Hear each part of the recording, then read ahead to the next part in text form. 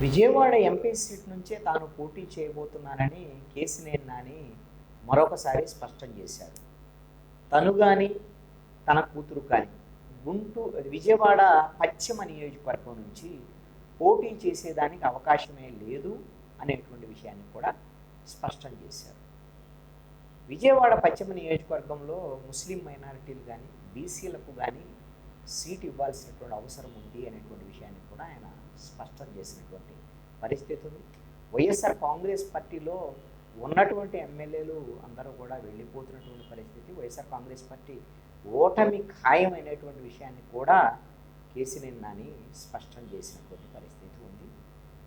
ఈ కేసినేని నానికి వ్యతిరేకంగా కేసినేని సిన్ని విజయవాడ ఎంపీ టికెట్ కోసం ప్రయత్నాలు చేస్తున్నారనేటువంటి వాదన కూడా గతంలో ఉంది. అటన్నిటిని కొట్టిపారేస్తూ కేసినేని నాని వ్యాఖ్యలు చేశారు.